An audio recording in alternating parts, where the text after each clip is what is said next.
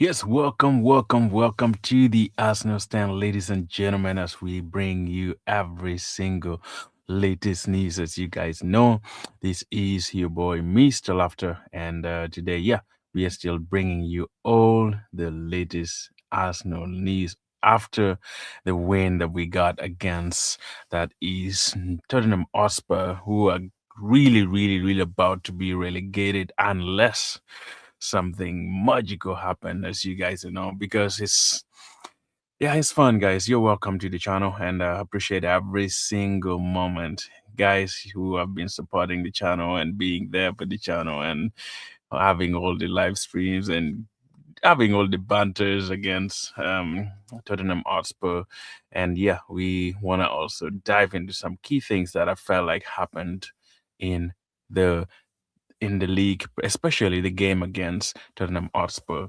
And there's certain things that I want to talk about today. And you can also join in the discussion as we go together to discuss this. And I think it's going to be interesting. And some of the key things that I saw in the game and some of the key players that have actually been very pivotal in the most of the things that I expected it to be probably also seen as an Arsenal fan, you already know exactly who those two players I'm gonna be talking about. As you guys know, Gyokerez is breaking records and records and records, and who else is doing that as well? Eze is also breaking records and records. And so our number 10 and basically and number 14, those are our biggest guys who are really doing tremendous in these wonderful Premier League matches.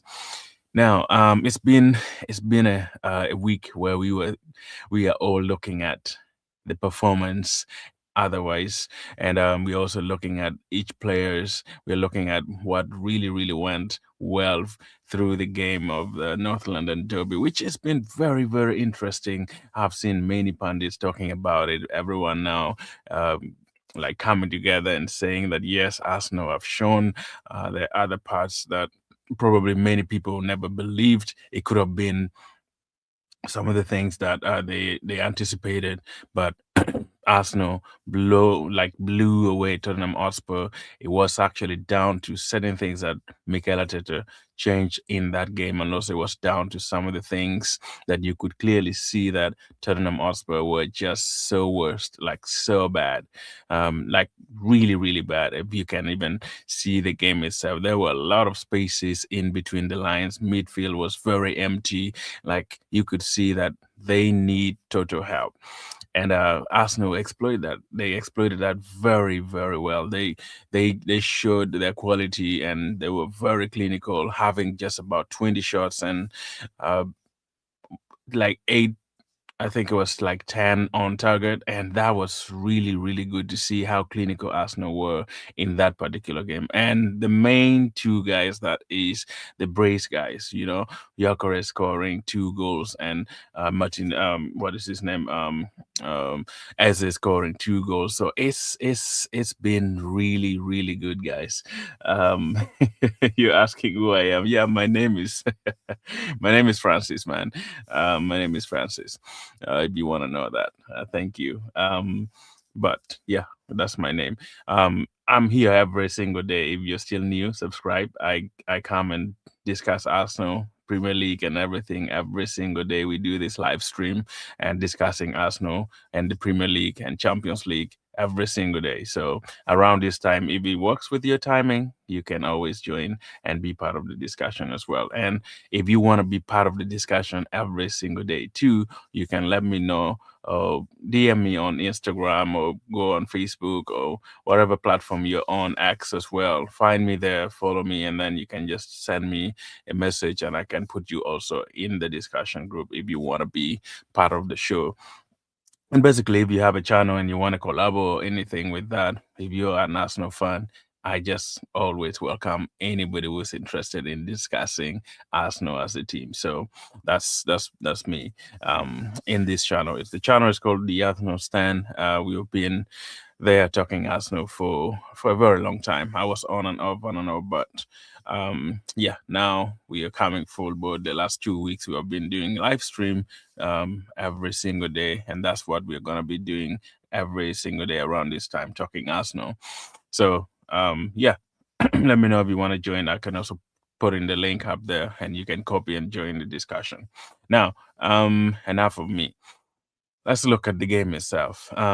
So I've been reflecting and seeing the main things that Mikel employed actually in the game, and there were some key uh, ideas and some key scenarios where I felt like it was employed really, really well. Tactically, Mikel did his job, and the players, yeah, really, really showed it on the pitch, and they performed to the level where I wanted them to do, which is unbelievable. Like, it's unbelievable how we blew Tottenham Hotspur away, and I think if Tottenham Hotspur play the rest of the season exactly the way they played against Arsenal, forget me, they're gonna be relegated, guys.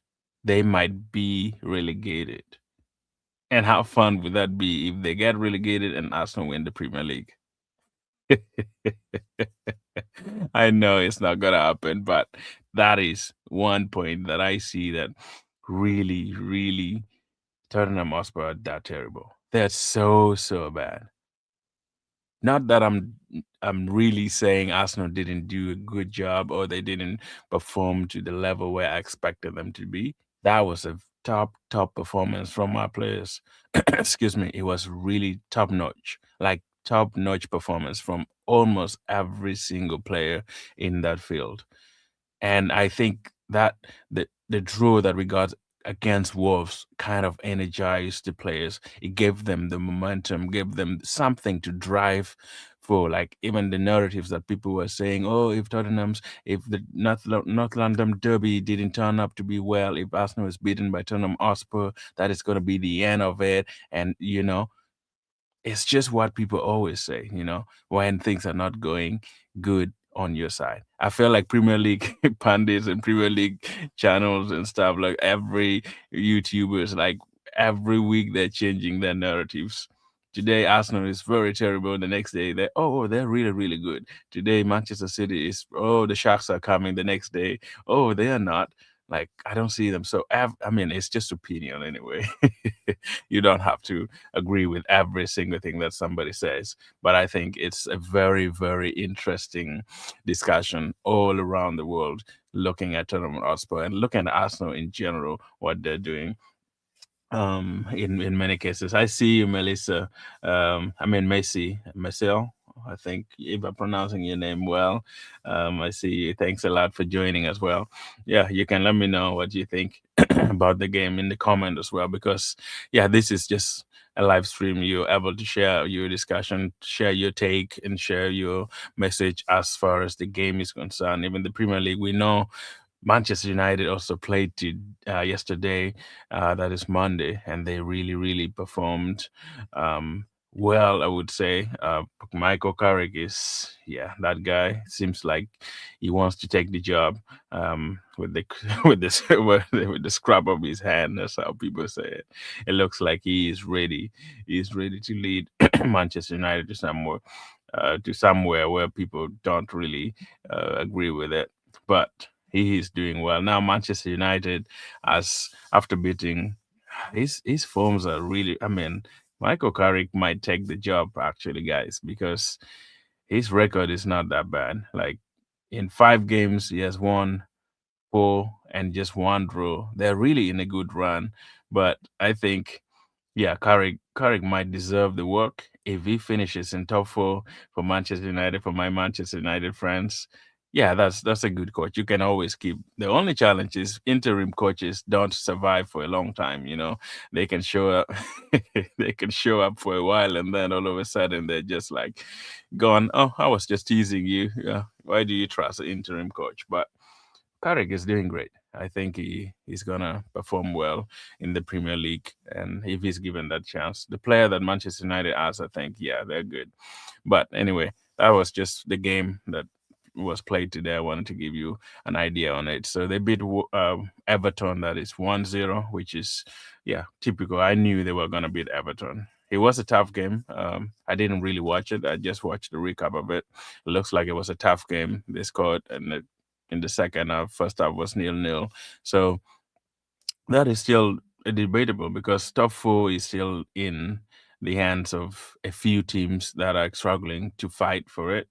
So I feel like Chelsea, Newcastle United, if you look at the top four struggle as well, you could see Chelsea is still in there, Liverpool is still in there.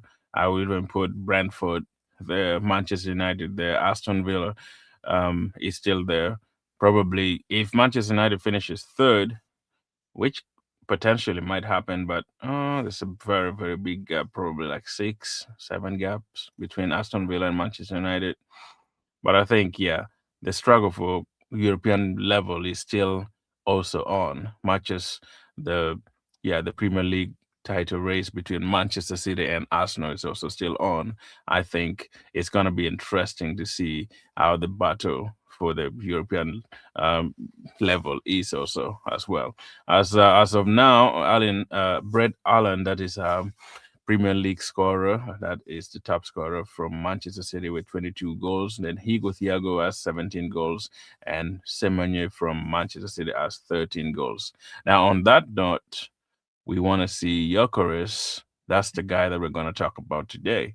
Gyokerez at least is doing unexpectedly good. I know he had a lot of stakes, guys. Gyokerez is one of the strikers that got a lot of stakes in his first season, first few games.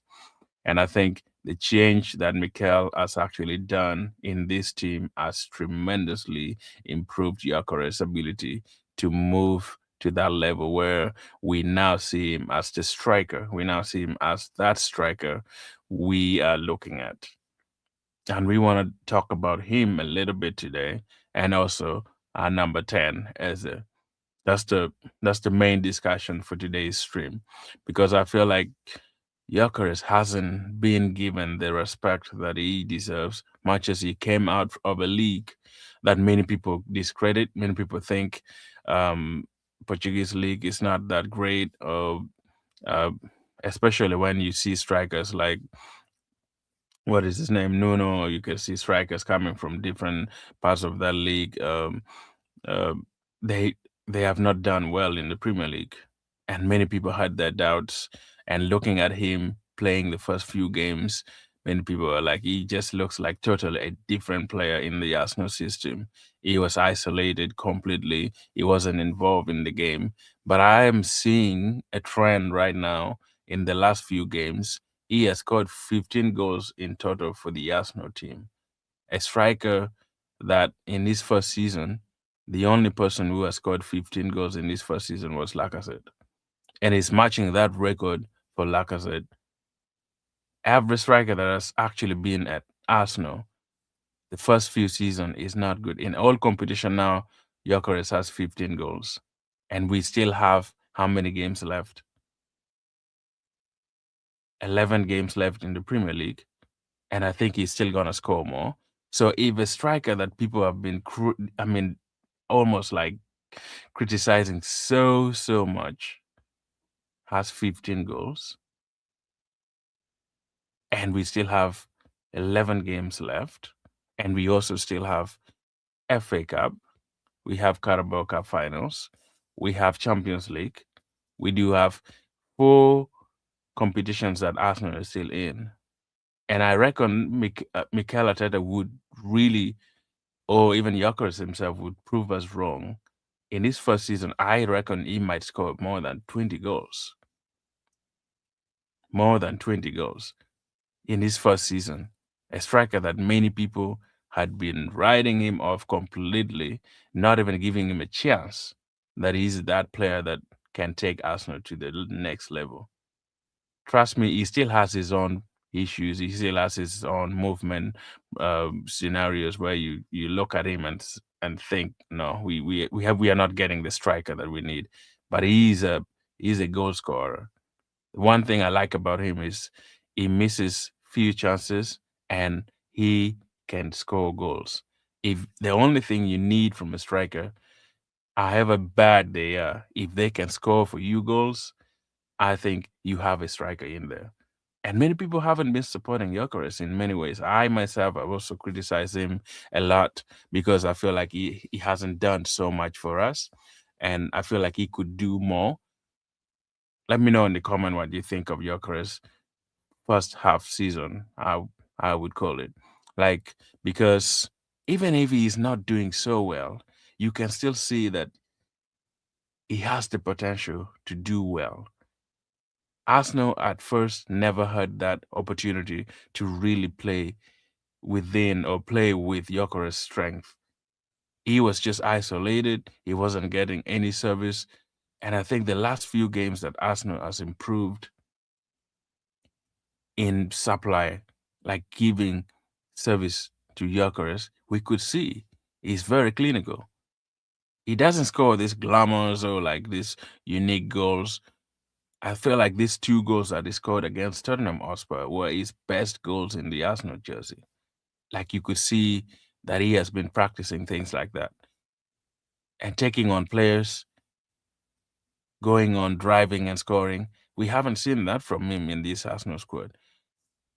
But I can see the step now and the way he's improving. Mikel Arteta talked about it. Like sometimes a striker needs just the confidence because when you come to a new league and you come to a new country, everything is different. You look for a house, you find this, you have to move everywhere, get acquainted with everything. And there's a lot going on in your family, in your mind, going for work, and like every single day you're moving through things. These players are human, guys. I feel like sometimes people don't really treat these players as if they're professionals, but it feels like they don't people don't rate their extra life outside of football because there are things outside of football that Gyökeres could be struggling with. Maybe Bukayo Saka could, or even Eze could be struggling, but because we only rate them or even talk about them in the footballing aspect, we forget about things like that. Like with Liverpool, who could have ever believed that Jota's demise would have actually caused a lot of problem in Liverpool's squad? Rest in peace. But it feels like certain things in environmentally, like if you move around the society, there are things that can affect your games. It's not just every only the things in the pitch, but also outside of the pitch. There are things that could definitely make you um, move in a certain direction, right? Because it's clearly seen that right now he has gained his confidence. He is playing his game that we could see exactly that yes, there is now the real striker that we signed is kind of showing up. It's not quite right there, but I think he is improving a lot in a lot of ways. And basically, long that may continue. Hopefully, you'll be scoring more goals. And I think come Chelsea this weekend on Sunday, I want to see something exactly the way he performed. We know it's still a long week, and it's today is still Tuesday, moving on to Monday, moving on to Saturday. They're still on break. I think they're gonna have like 3 days break and then return probably Thursday or Friday to do some trainings and stuff like that. So they needed that break as well because we have been in a very, very difficult runs, guys. But if you look at the record of Arsenal, guys, I feel like people sometimes don't see Arsenal hasn't been that terrible, guys. The only thing is we have just been drawing games because the but if you look at the record in the Premier League itself, it's kind of similar even with Manchester City's record. Like because if you look at the table itself, we have lost only 3 games in the entire season, and Manchester City has lost 5. We have had just 2 extra draws more than Manchester City. That we have had 7 draws, and Manchester City has had 5 draws. Right? We have 18 wins. Manchester City has 17 wins. And you can see the goal difference is way much better after we scored these 4 goals against Tottenham Hotspur. We have 35, and Manchester City has 31, and the points is 61 and 56. We still have 11 games left. And in these 11 games, I think Manchester City is not going to win all the 11 games, And Arsenal is not also gonna win all the 11 games. We are still gonna have times where we shall drop points. And our record is it's been good, guys. But I feel like Arsenal fans and Arsenal fraternity just loses it. So I know, like the loudest people in the this fraternity of social media and YouTube, and like probably Arsenal fans are the loudest in many ways. And because if you talk about Arsenal, it feels like it's like a cream de la cream, you know. Like you have that opportunity that people like Arsenal, and it's just a banter that people have. We are bottling team, we just do this. So it's crazy how things happen in scenarios like this. But I think we have not been very terrible this season. The only problem we had and we have had is just the draws that we were not expected to have. Look at the games against Liverpool. Look at the games against Brentford, Nottingham Forest, Wolves. I with Manchester City at home, I felt like that was just a draw that we self-inflicted once. And if we can move our guns into scoring and probably help our other teams see that we are up for it and we are moving forward and we have changed our strategy of playing, scoring after scoring, I think we have a chance to do something better. We have a chance to at least go on until the end of the season and finish the game and finish the trophy, because that's going to be important. If we can take this step after winning against Spurs and go in for a 10-6 games run without having a draw or even losing, I reckon if we can really perform or win against Chelsea, wins against Everton, right? And also we already had North London Derby won. So if we can go through those 4 games in a row and win them, I know Manchester City still has, a game at hand, but we don't have to worry about that. If we can do our job and just win 4 games that we have in front of us, I think when we go to Etihad, whatever happens, I know that's gonna be the biggest game of the season, guys. For for my in my view. But having that game doesn't mean if we lose that game, it should it should demoralize us or should take us down or like make us feel like yeah we are bottling the league. I think if we can go to Etihad with a good amount of points ahead of Manchester City, that game should mean nothing to us. And I think we should be able to beat City at home. I mean at their place. I know it has been a very big challenge. We haven't done that for a while, but I think if we go there with the mentality of attacking and playing our game instead of focusing on defense and doing other stuff that we don't really need, I think we should be in position to win. We should be in good position to win because it's upon us. The game is still in our hands. The Premier League is still in Arsenal hands. It's upon what we can do to keep it. We are still on top of the table, 5 points ahead. And this man Gyokerez that I'm talking about can finally take us to the promised land if we can give him the service, if we can feed him in every angle of the game, if we can give him the opportunity to run through and feed him exactly the way we have done against Tottenham Hotspur.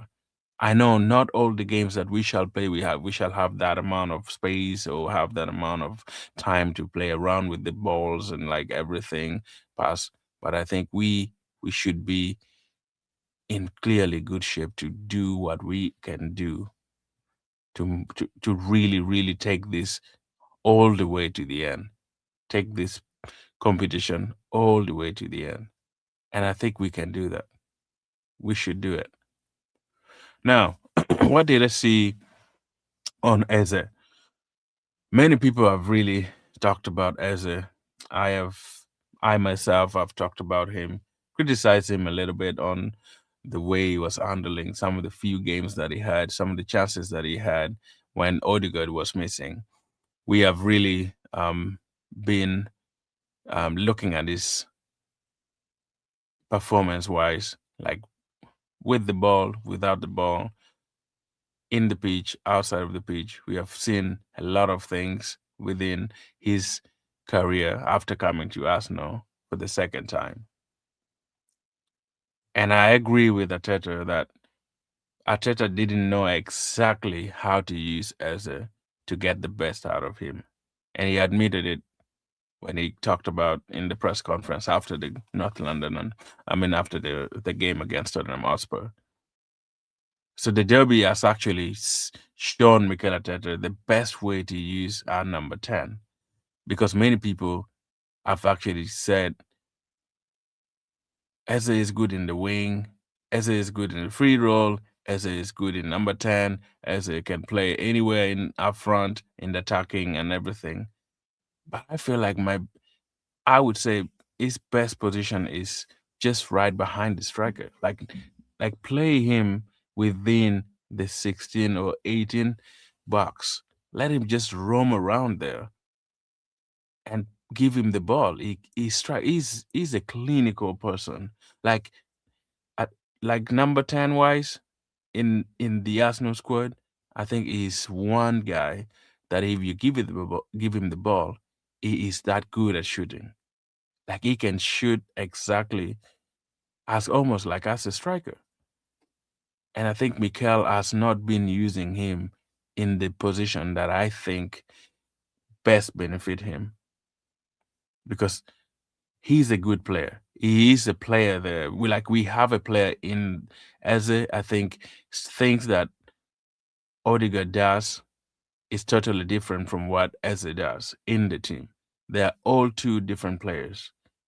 And I think the profile that we have in this team in the midfield, 10 wise, I think we should be alternating in games. There are games that clearly you can see that suits Odegaard. There are games that clearly you see that, yeah, Eze has to start. And I think because Mikel hasn't been giving him that chance to play the way with the freedom without really thinking every time you have to play the Arsenal way, you have to play. Like at Crystal Palace, this guy was immense. You could see how good he is. You could see how he drives the ball. And I think like he flourished so well when you see him driving through the midfield. Look at the nutmeg that he made on against Tottenham Hotspur. Like driving, that's his skill. Like he wants to get the ball, drive forward, get the ball and drive forward, have that run in the midfield. And I feel like Mikel Arteta doesn't really kind of encourage that kind of driving force where when you get the ball, you drive forward. I kind of sometimes think Mikel doesn't give that freedom to the players so that they can express themselves very, very well when they're on the pitch. But if you give a chance to a player to go on full board, don't worry about the handbrake or putting defenders and stuff like that. We are such a good team that any team fears playing against us. Like they are always panicking, like having, oh, what are we gonna do? Arsenal is in town. Like everybody knows that we have a good squad. We have a very, very big squad that can do anything. And I think this game that we played against Tottenham should unlock a lot of things. I see you in the chat, guys. Let me know your opinion about Gyokerez and Eze, like in the game itself. Let me know. I see you here. Let me know in the comment. And also, please subscribe if you have not subscribed yet. I see here. I'll get back to the comments if you have anything you want to know or you have any suggestions on the game and what's your take on it. I see the Game King has a comment there. Says 6-7. I don't know what he meant about 6-7. Probably he was talking about Manchester United when I first came in there. I see that. So let's see. Yeah, I'll get back to the comment as well. But I think we are doing such a good job, guys, and I believe like the stream as well. If you have not liked it, subscribe. So if you have not subscribed yet, and be part of this discussion. I want to see people commenting there too and giving your suggestions on Eze. We are talking Eze and Gyokerez as our key players that we're going to talk about them today. And Gyokerez scoring goals in this first season, 15 goals. That's extraordinary for a striker that people underrated, a striker that people didn't think he was that good for Arsenal. And we want to, yeah, we are discussing that. Let me know your comment on it. Let me know your thought on it, because some people have different thoughts, and I am very open to you sharing your thoughts on the striker and on these two players. That's why yeah, I brought it in today. So the rest of this week we shall be talking about players and tactics and things like that, so that we can, yeah, probably build it to the Chelsea. We shall also have the Chelsea preview. Like I said, we shall also have some guests in the stream as well, so we can discuss things. But today I'm alone. But next time I will bring in another guest as well to discuss. But if you're also available, let me know. I put the link up here. You can join the stream and we discuss. We talk Arsenal strictly, and Premier League and Champions League. But this is the Arsenal channel. That's why it's called the Arsenal Stand. If you have just joined, please enjoy. All right. Now back to Eze.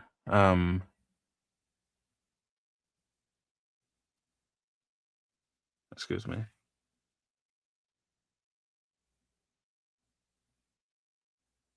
Okay. I think I was listening to something. I don't know why.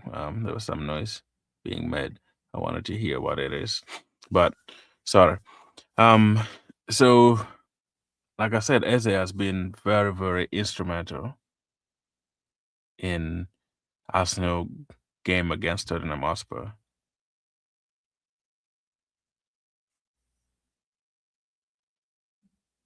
Guys, let me be back in a second. There's some noise. I don't know whether you guys are hearing it, but give me a second. I'll be right back. Let me check what is going on in here.